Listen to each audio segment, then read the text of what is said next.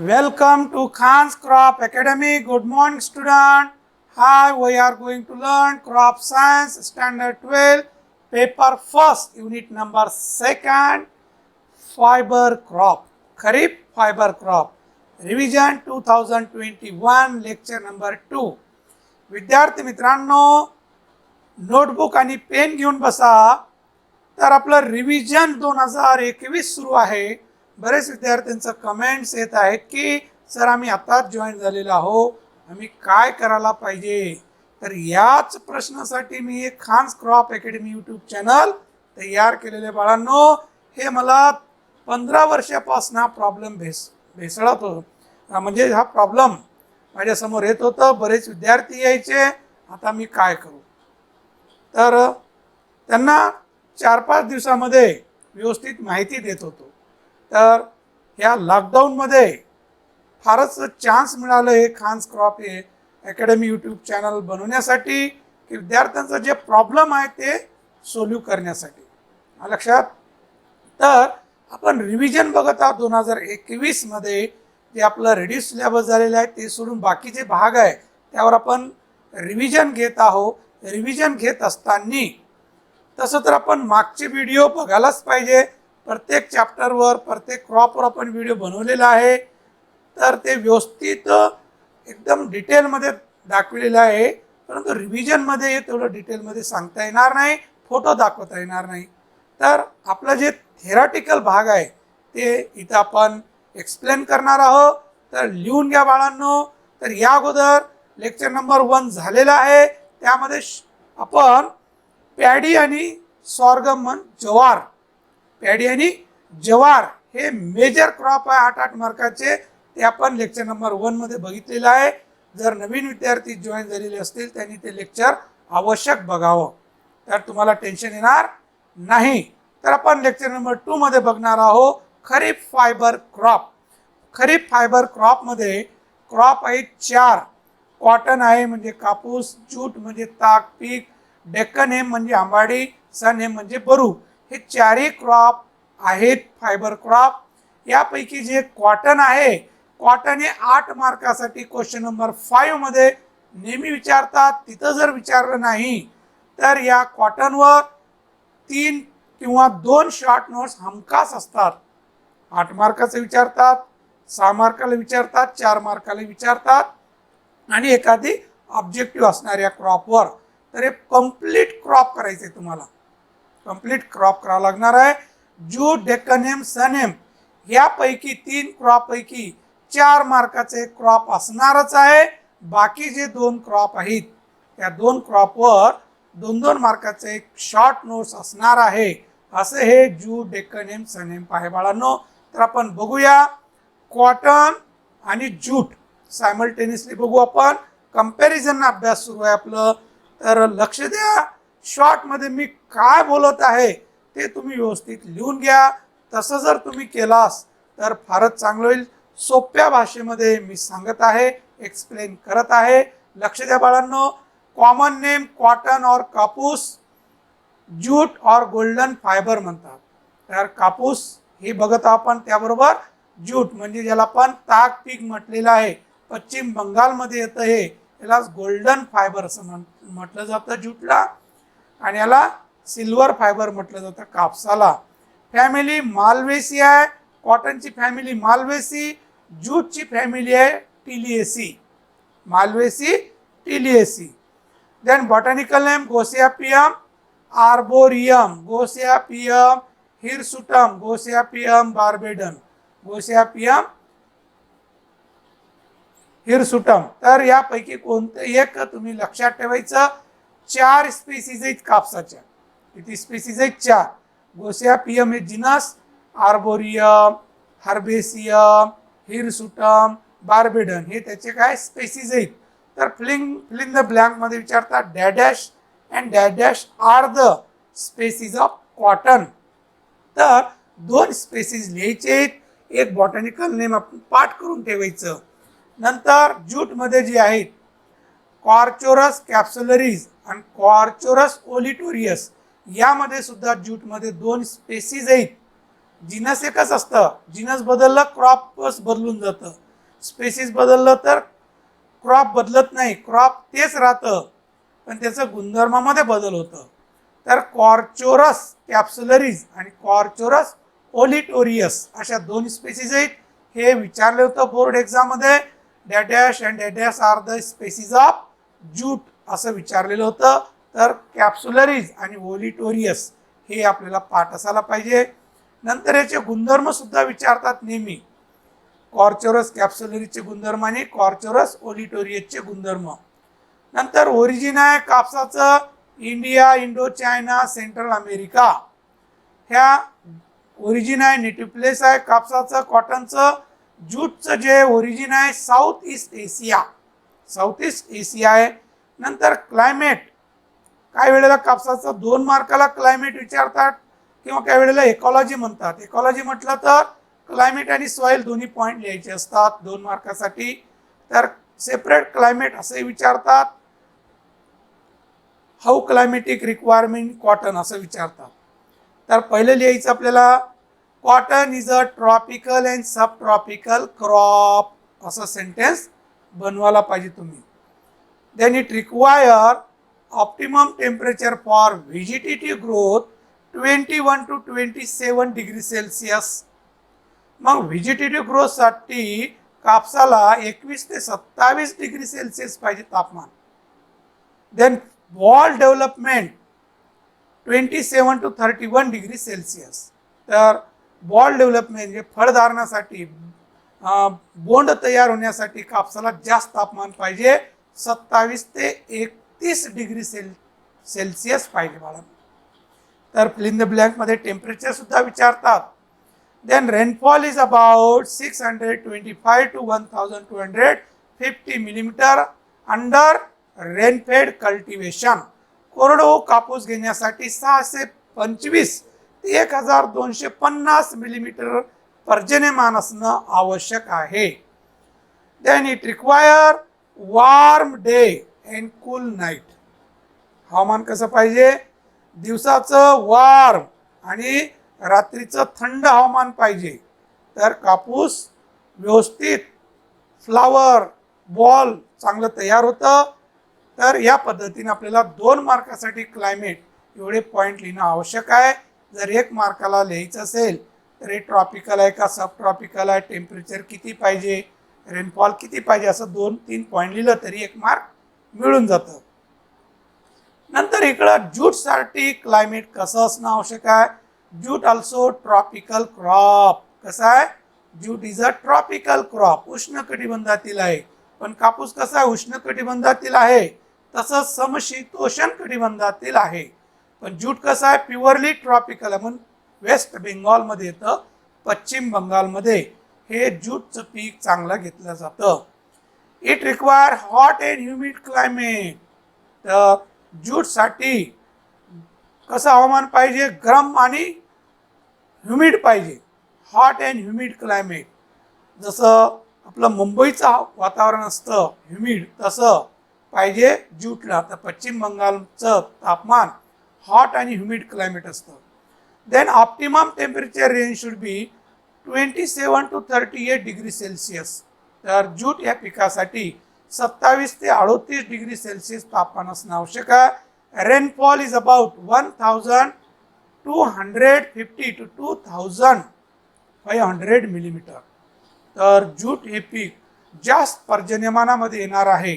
भात पीक, ज्यूट पीक हे जास्त पर्जन्यमान जिथं आहे, जास्त पाऊसमान आहे, अशा भागामध्ये हे पीक येतं.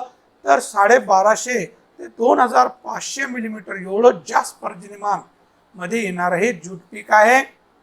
It require high and low rainfall during early stage. Harmful. जास्त कमी पर्जन्यमान अर्ली ग्रोथ स्टेजमध्ये हार्मफुल असतं. कसं पाहिजे? ऑप्टिमम पाहिजे रेनफॉल. जास्तही चालणार नाही, कमी चालणार नाही. Next point soil. सॉइल, कॉटनला सॉइल आपण बघू.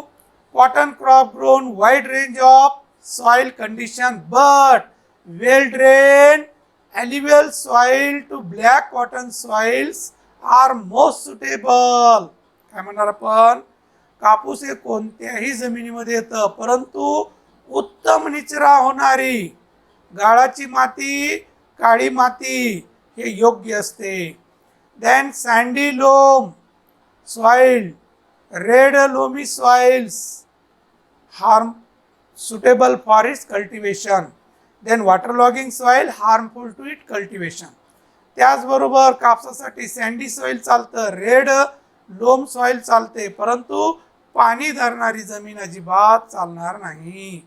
अशी जमीन असणं आवश्यक आहे कापसासाठी. कळालं बाळांनो? कापूस कसा आहे? हेवी फीडर क्रॉप आहे, तर ते उत्तम निचरा होणारी जमिनीमध्ये घेतलं जातं. Alluvial soil, black cotton soil, sandy soil, red soil सगळ्या जमिनीमध्ये येतं. वेगवेगळ्या राज्यामध्ये वेगळ्या टाईपची जमीन कापसाला योग्य आहे. Then jute crop, it require well drain loam or sandy loam soils. तर ज्यूट पिकाला उत्तम निचरा होणारी loamy or sandy loam soil चालतं. Then it is suitable for river bank soil are most suitable. तर नदीकाठच्या जमिनी ज्यूट पिकासाठी फारच योग्य असते बाळांनो. नेक्स्ट लँड प्रिपरेशन, पूर्व मशागत. पूर्व मशागत म्हणजे लँड प्रिपरेशन, त्याला स्प्री टिलेज ऑपरेशन असं म्हणतात. तर कापसासाठी जे आपण लँड प्रिपरेशन लिहायला पाहिजे, clean and fine seed bed. Cotton crop require clean and fine seed bed. तर कापसासाठी जमीन कशी असायला पाहिजे? स्वच्छ आणि फाईन सीड बेड असायला पाहिजे, भुसभुशीत माती असायला पाहिजे. Then clean up campaign should be done.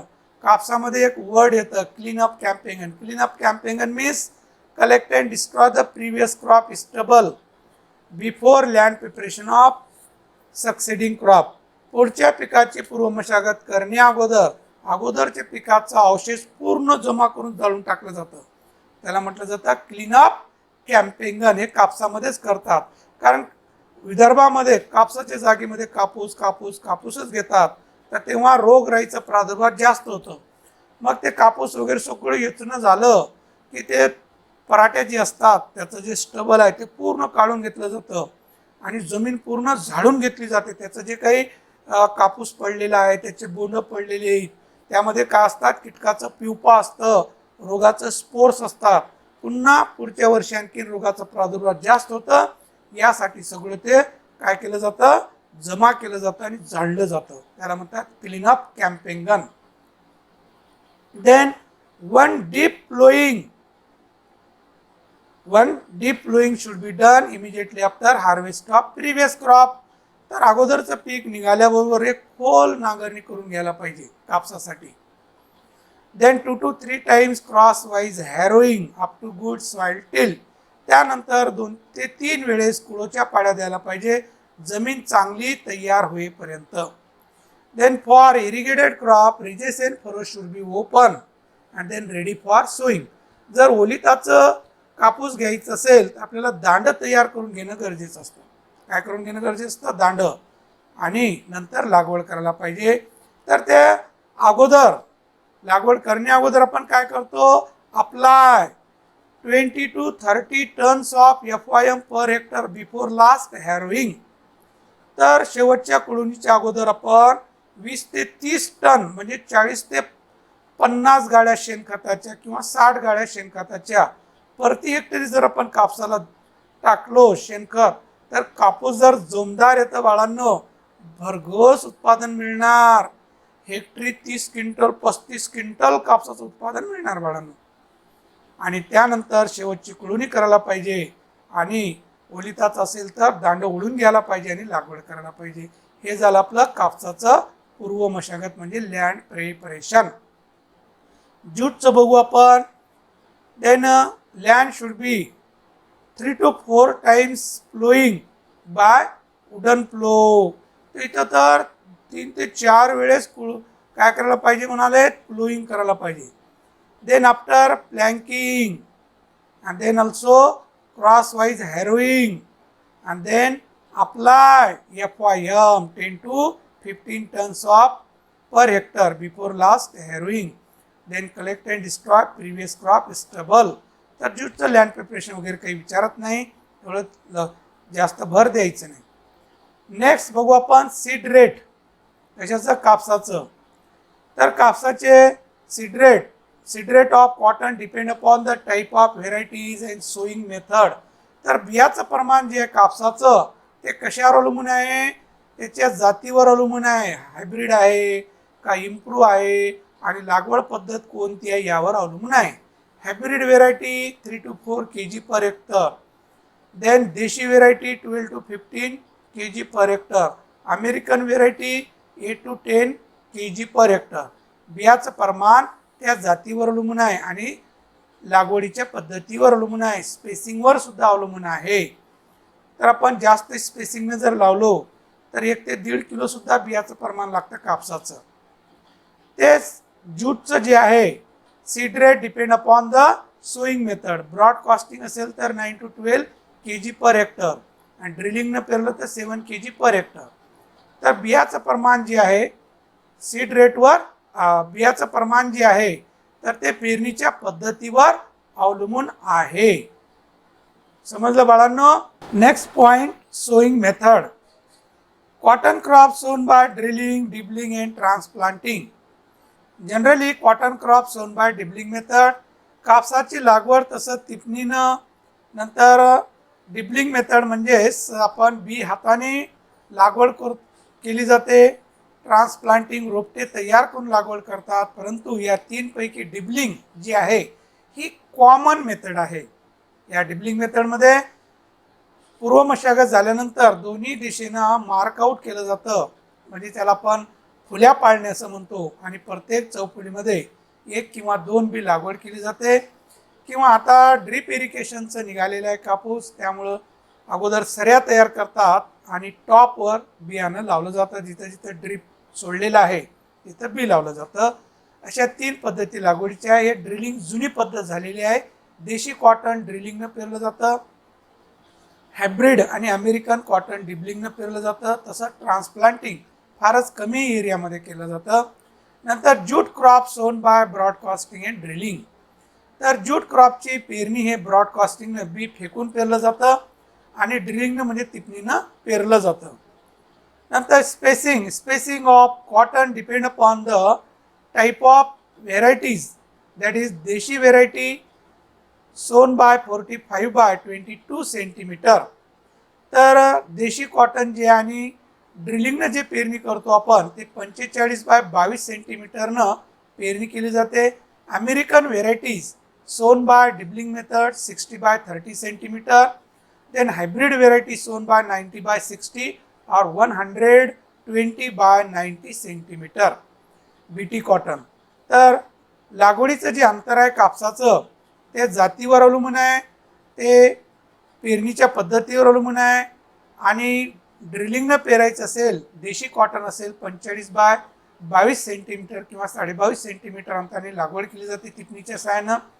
नंतर अमेरिकन व्हेरायटी असेल, हायब्रिड व्हेरायटी असेल तर ते डिबलिंगनं पेरलं जातं आणि त्याचं अंतर 2 वेळीमध्ये 7 सेंटीमीटर, 2 झाडामधलं अंतर 30 सेंटीमीटर ठेवून लागवड केली जाते. तसंच हायब्रिड असेल तर ते 90 by 60 सेंटीमीटर लागवड केली जातं. तेच बीटी कॉटन असेल, इरिगेटेड कंडिशन असेल तर 120 by 60 सेंटीमीटर किंवा 90 सेंटीमीटर लागवड केलं जातं. ते ज्यूट क्रॉपची पेरणीचं जे अंतर आहे ते आहे 30 by 7.5 सेंटीमीटर. हे कॉर्चरस कॅप्सुलरीज आणि कॉर्चरस ओलिटोरियस तर 30 by 5 सेंटीमीटर अंतराने लागवड केली जाते. ही ड्रिलिंगनंच पेरणी केली जाते. ब्रॉडकास्टिंगनं जर पेरलं असेल तर अंतर मेंटेन होत नाही.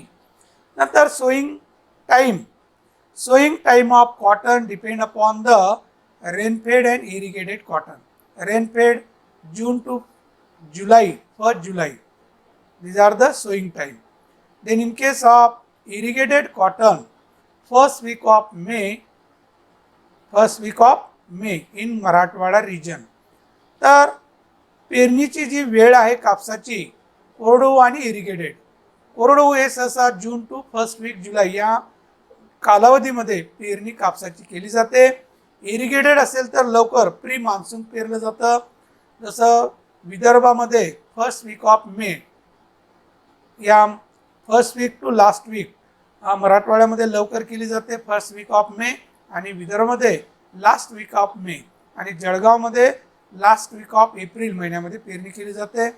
नंतर ज्यूट क्रॉपची मान्सून हे पश्चिम बंगालमध्ये लवकर येतं, तर एप्रिल टू 15 जून हे पेरणीची वेळ आहे ज्यूट क्रॉपची. Then manures and fertiliser, recommended dose of manure fertiliser depend upon the cultivation method, rain-fed or irrigated. Rain-fed cotton apply 15 to 20 tons of FIM plus 40 kg nitrogen plus 20 kg phosphorus plus 20 kg potash per hectare. तर हा rainfed कॉटनसाठी 15 ते 20 ton शेणखत टाकलं जातं पूर्व मशागत करते वेळेस, आणि रासायनिक खताची जी मात्रा आहे 40 किलो नत्र, 20 किलो फॉस्फरस आणि 20 किलो पोटॅश हे प्रति हेक्टरी रासायनिक खताचं डोस दिलं जातं. इरिगेटेड कॉटन जर असेल तर 25 to 30 tons of FIM per hectare, then 100 kg nitrogen plus 50 kg phosphorus plus 50 kg potash per hectare. तर इरिगेटेड कॉटन असेल तर 20 ते 25 टन एवढं शेणखत प्रति हेक्टरी दिलं जातं, आणि त्याचबरोबर 100 किलो नत्र, 50 किलो फॉस्फरस, 50 किलो पोटॅश हा केमिकल फर्टिलायझर रासायनिक खताचा रिकमेंडेड डोज आहे. Then full dose of phosphorus, potash and half dose of nitrogen be given at the time of sowing. Then remaining half dose of nitrogen be given 30 to 45 days after sowing. तर रासायनिक खताची जी मात्रा आहे ते 100 kilo नत्र, 50 kilo phosphorus, 50 kilo potash हे आहे. हे खताची मात्रा देत असताना पूर्ण फॉस्फरस, पोटॅश आणि अर्धा नत्राचा डोस पेरते वेळेस द्यायला पाहिजे. राहिलेला अर्धा नत्राचा डोस हे पेरणी झाल्यानंतर 30 ते 45 दिवसांनी टॉप ड्रेसिंग म्हणून द्यायला पाहिजे. हे रासायनिक खत दिलं जातं या पद्धतीनं. तर व्यवस्थित मी जसं बोलत आहे अशा पद्धतीनं तुम्ही लिखाण करायला पाहिजे. शॉर्ट मध्ये देत आहे. For jute crop recommended dose 40 tonnes of FIM plus 30 kg nitrogen, 30 kg phosphorus, 30 kg potash per hectare at the time of sowing. तर ज्यूट क्रॉपला फार कमी खताची मात्रा लागते.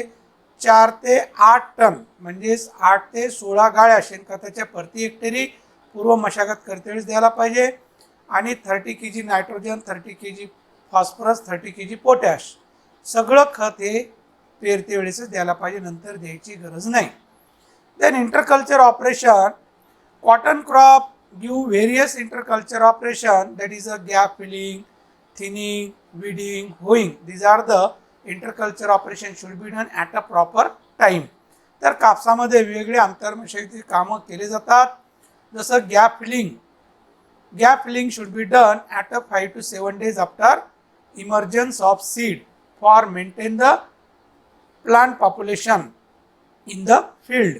तर गॅप फिलिंग म्हणजेच आपण जर एका जागेमध्ये एक बी लावलं असेल, बरेच वेळा तो बी वाफून निघत नाही, जर्मिनेशन होत नाही, तिथं गॅप होते. तर ते गॅप फिलिंग करणं फार गरजेचं असतं लवकरात लवकर. ते 5 ते 7 दिवसांनी पेरणी झाल्यानंतर हे कार्य करायला पाहिजे. तर अगोदरच्या पिकाबरोबर त्याची वाढ होऊन जातं, म्हणजे त्याचे उत्पादन त्या पिकाबरोबर मिळतं. तर त्याला गॅप फिलिंग असं म्हटलं. देन थिनिंग, कापसामध्ये थिनिंग करणं गरजेचं असतं, कारण जिथं आपण 2 बी लागवड केलेलं असेल तर ते एक बी दोन्ही बी वापलेले असतील तर एक झाड काढून टाकायला पाहिजे, एक झाडाची चांगली वाढ होते. ड्रिलिंग मेथडनं पेरणी केली असेल, झाडं जवळ असतील तर अंतर मेंटेन करण्यासाठी एक्स्ट्रा झाडं काढायला पाहिजे, त्यालाच आपण थिनिंग म्हणतो. ते 2 ते 3 आठवड्यांनी पेरणी झाल्यानंतर करणं आवश्यक आहे. Then weeding and hoeing should be done at a 15 days interval. Then 2 to 3 times hoeing and 1 to 2 times weeding between 2 hoeing. तर 2 वेळेस खुरपण्या करणं गरजेचं आहे, 2 ते 3 वेळेस कोळपण्या करायला पाहिजे. प्रत्येक कोळपणी 2 कोळपण्याच्या मध्ये 1 खुरपणी व्हायला पाहिजे तणाचा बंदोबस्त करण्यासाठी. त्याचबरोबर jute crop, in jute crop interculture operation should be done. Thinning should be done and 2 to 3 hand weeding should be done at a 15 days interval. तर या ज्यूट क्रॉपमध्ये सुद्धा आपण ड्रिलिंगनं पेरणी करतो, त्यावेळेस जास्त बियाचं प्रमाण वापरलं जातं. दोन झाडामध्ये अंतर मेंटेन करण्यासाठी विरळणी करणं गरजेचं आहे, म्हणजे थिनिंग करणं आवश्यक आहे 12 ते 15 दिवस पेरणी झाल्यानंतर, आणि 2 ते 3 वेळेस खुरपणी करणं गरजेचं असतं 15 दिवसाच्या अंतराने. Then irrigation. Cotton crop is more sensitive to both condition, that is a less moisture and more moisture condition. तर कापसाचं पीक हे फारच सेन्सिटिव्ह असतं, जास्त पाण्याला आणि कमी पावसाला सुद्धा. त्यासाठी ऑप्टिमम ओलावा ठेवणं गरजेचं असतं. Then moisture should be maintain at a proper critical growth stage, that is a flowering to boll opening stage. तर जमिनीचं ओलावा व्यवस्थित ठेवणं गरजेचं असतं. फ्लावरिंग स्टेज हे फारच क्रिटिकल ग्रोथ स्टेज असते. या स्टेजमध्ये जर जमिनीमध्ये ओलावा नसेल तर अतोनात नुकसान होतं. फुलं, पात्या, बोंड हे गळून जातात आणि फारच उत्पादन कमी मिळतं. तर फ्लावरिंग स्टेजमध्ये ओलावा असणं गरजेचं असतं, त्यासाठी पाणी देणं आवश्यक असतं. कोरडवाहू कापूस असेल तर 1 to 2 protective irrigation should be given at a proper critical growth stage. Then in summer season irrigated crop irrigation should be given every week. आपण जे ओलिताचा कापूस लागवड करतो उन्हाळ्यामध्ये म्हणजे मे महिन्यामध्ये, तर तेव्हा दर आठवड्यानं पाणी देणं गरजेचं असतं आणि ड्रिप इरिगेशनचा वापर केला जातं. Next, varieties. There are so many varieties of cotton depend upon the type of cotton. Deshi cotton, that is a G6, G12, G22, G46, Eknath. Then AHH 468, AKA 8401. American varieties, that is Bhuri 147, Bhuri 394, Bhuri 1007. Then DHY 286, SRT 1, LRA 5166. Hybrid variety असतात H4, NHS 44, Godavari, Varalakshmi. ह्या व्हेरायट्या भरपूर आहेत. म्हणजेच desi variety, American variety and then hybrid variety, अशा व्हेरायटीचे type आहेत. तर कापसामध्ये 2 टाईपचं कापूस असतं, देशी कॉटन, अमेरिकन कॉटन, आहे ना. तर देशी कॉटन हे फारच म्हणजेच निग्लिजिबल आहे, म्हणजे लागवडच सहसा होत नाही आहे. अमेरिकन कॉटन हायब्रिड व्हेरायटीज लागवड केले जातात. नंतर ज्यूट क्रॉपचे जे व्हेरायटीज, फंडूक आहे, धाडेश्वरी आहे, फुलेश्वरी आहे, C212 म्हणजे हे कॉर्चोरस या स्पेसीजचं व्हेरायटीज आहे ते. नंतर हे ओलिटोरियसच्या व्हेरायटी O620, O632, O757 ह्या व्हेरायटी कॅप्चुरीज आणि ओलिटोरियसच्या. Then duration, cotton crop duration is 6 to 8 months. Then jute crop 120 days for fibre. तर कापसाचं आपण ड्युरेशन जी आहे 6 ते 8 महिन्याचं पीक आहे, तसंच ज्यूट क्रॉप 120 दिवसामध्ये फायबरसाठी काढायला येतं. Then harvesting, cotton crop ready for harvesting October month, means Diwali vacation. First picking should be start October month. तर कापसाची पहिली काढणी सहसा ऑक्टोबर महिन्यामध्ये सुरुवात होतं, दिवाळी पिरियडमध्ये. Then only fully open bolls picking, picking म्हणजे येचणे, बॉलमधलं कापूस काढून घेणे. Then 3 to 4 picking at a 15 to 20 days interval. तर एकूण कापसाच्या येचण्या 3 ते 4 वेळेस होतात 15 ते 20 दिवसाच्या अंतराने. आणि carefully picking should be done, do not touch the ल्यूज and soil. तर कापूस येचणी व्यवस्थित करायला पाहिजे, माती आणि पालापाचोळा लागायला नको. या पद्धतीनं पिकिंग करायला पाहिजे, कारण हे पिकिंग केलं जातं कापसाचं, म्हणजे येचणी केली जाते. Then jute crop start harvesting for fibre purpose small pod stage. तर फायबरसाठी ज्यूट पीक जे आहे तर लहान पॉट डेव्हलप असतं तेव्हा काढणी करायला पाहिजे. Cutting the plant close to the ground and left 2 to 3 days for drying.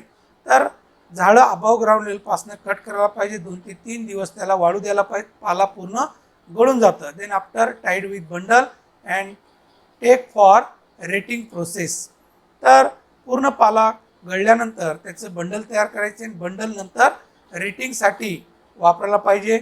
तर या पद्धतीनं ज्यूटचं हार्वेस्टिंग केलं जातं. हार्वेस्टिंग सहसा विचारतात कापसाचं आणि ज्यूटचंही. Yield of cotton depend upon the type of variety. Deshi variety 4 to 6 quintal, American variety 10 to 12 quintal, hybrid variety under rain-fed condition 12 to 20 quintal, and then irrigated 25 to 30 quintal per hectare. तर कापसाचं उत्पन्न हे कापसाच्या टाईपवर अवलंबून आहे. देशी cotton असेल फार कमी उत्पादन मिळतं, 4 ते 6 क्विंटल मिळतं, आणि अमेरिकन व्हेरायटी असेल तर 10 ते 12 क्विंटल मिळतं. हायब्रिड व्हेरायटी रेनफेड कंडिशनमध्ये असेल 12 ते 20, आणि तेच इरिगेटेडमध्ये असेल तर 25 ते 30 क्विंटल कापसाचं उत्पादन प्रति हेक्टरी मिळतं. तेच ज्यूटचं उत्पादन फायबरचं 10 ते 11 क्विंटल फायबरचं उत्पादन मिळतं. फायबर फक्त ते विदाऊट रेटिंग नाही, रेटिंग केल्यानंतर फायबर जे असतं त्याचं उत्पन्न सांगितलं ज्यूटचं. इम्पॉर्टंट पेस्ट जे असतं कॉटनवर, cotton bollworm, aphid, jassid, thrips, white fly हे कीटकं येतात कापसावर, हे माहीत असायला पाहिजे. यालाच प्री फ्लावरिंग पेस्ट जे असतात, प्री फ्लावरिंग पेस्ट आणि पोस्ट फ्लावरिंग पेस्ट असे 2 टाईप असतात कापसावर. प्री फ्लावरिंग म्हणजेच फुलं येण्या अगोदरचे कीटकं, ॲफिड, जॅसिड, थ्रिप्स, व्हाईट फ्लाय हे सगळे सकिंग इन्सेक्ट असतात. आणि फ्लावरिंग स्टेजमध्ये येणारे जे बॉलवर्म, त्यामध्ये अमेरिकन बॉलवर्म असतं, स्पॉटेड बॉलवर्म आणि पिंक बॉलवर्म हे बॉलवर्म असतात. ज्यूटवर येणारे ज्यूट सेमी लूपर हे कीटक आहे. नंतर सीड ट्रीटमेंट, कापसावरचं सीड ट्रीटमेंट विचारतात. Water soaking for earlier germination, then cowdung slurry treatment for easy sowing, convenience sowing, then organomercurial fungicide treatment for control the seed borne diseases. तर हे 3 treatment केली जातात कापसाला. देन ज्यूटला seeds are treated with thiram for control the fungal diseases. तर jute पिकाला थायरमची seed treatment केली जाते. तसं हे सीड ट्रीटमेंट 2 मार्कासाठी विचारतात, तर त्यावेळेस व्यवस्थित पॉईंट लिहिणं गरजेचं आहे. नंतर लास्ट इम्पॉर्टंट डिसीजेस, कापसावर येणारे जे रोग आहेत, दहिया डिसीज आहे, विल्ट आहे, अँथ्रॅकनोज आहे, त्यालाच आपण आर्मी वॉर्म, ब्लॅक आर्म असं म्हणतात अँथ्रॅकनोजला. तर असे डिसीजेस आहेत. नंतर ज्यूटवर येणारे disease stem rot, root rot आहे. इकॉनॉमिक युजेस कंपल्सरी कापसाचं ज्यूटवरचं सुद्धा विचारतात. तर cotton crop is a cash crop, it is a fibre crop, fibre use for cloth making, then it also used for cotton seed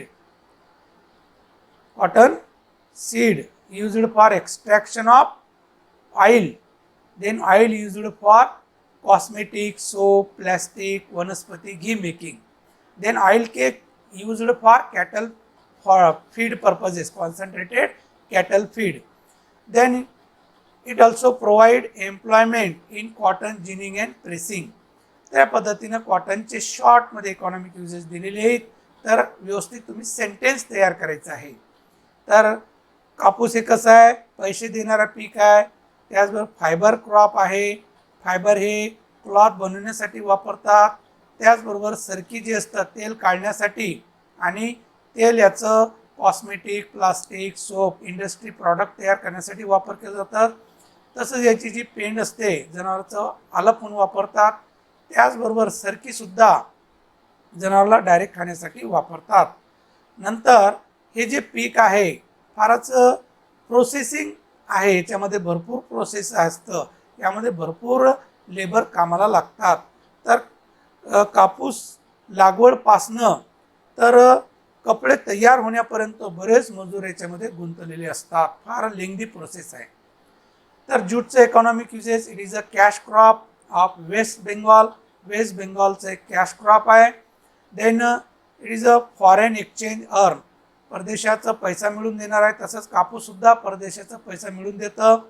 then fibre used for making gunny bags, rope, then it also used for making mats, twines, ताडपत्री, stalk are used for making paper.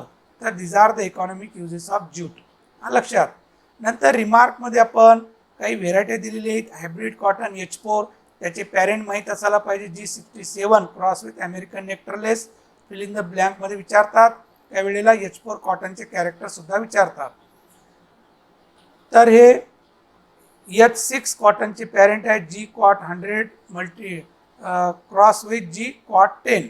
हे H6 व्हेरायटीचे parent आहे. Varalakshmi, Godavari, NHH 44 हे varieties आहे. Hybrid कॉटनच्या variety part असायला पाहिजे. Cotton research station located at Nanded. Nanded research station आहे कॉटनचं आपल्या मराठवाड्यामध्ये. तर ते NHH 44 ही व्हेरायटी तयार केलेली आहे. नंतर quality of cotton, how quality aspect of cotton असं विचारतात. त्यामध्ये 5 पॉईंट आहे. स्टेपल लेंथ, फाईननेस, मॅच्युरिटी, नंतर स्ट्रेंथ, जिनिंग पर्सेंटेज हे पॉईंट मेन्शन असणं गरजेचं आहे क्वालिटी आस्पेक्ट ऑफ कॉटनमध्ये. नंतर इथं ज्यूटचं रेटिंग अँड एक्स्ट्रॅक्शन नेहमी विचारतात. How retting and extraction of jute, jute, sunhemp आणि डेक्कन हेम.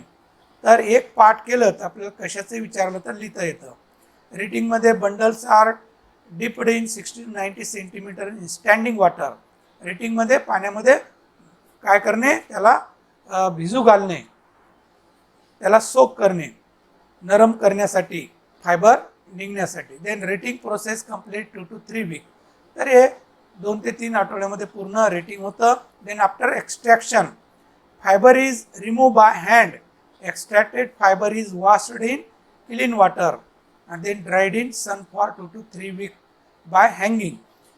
एक्स्ट्रॅक्शन म्हणजे जेव्हा त्याचं साल खोडाला सोडून देतं, म्युसिलेज लूज होतं, तेव्हा ते फायबर इझिली रिमूव्ह होतं, त्यावेळेस रेटिंग कंप्लीट होतं. नंतर एक्स्ट्रॅक्शन म्हणजे फायबर काढायला पाहिजे.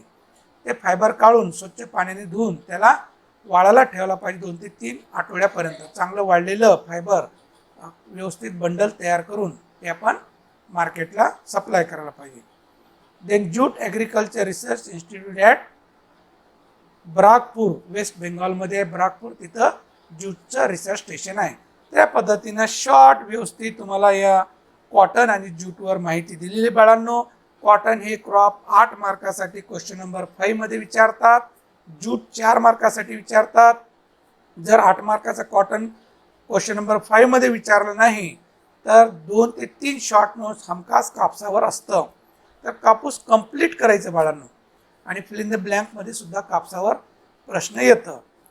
ज्यूटवर 4 मार्काचा क्वेश्चन नंबर 4 मध्ये किंवा टॅब्युलर इन्फॉर्मेशनमध्ये आणि एखादी शॉर्ट नोट्स असं विचारतात. तर बघत राहा Khan's crop academy YouTube channel. Revision पूर्ण आपण कंप्लीट करणार आहोत या पद्धतीनं. काही प्रॉब्लेम असेल कमेंट्स करा.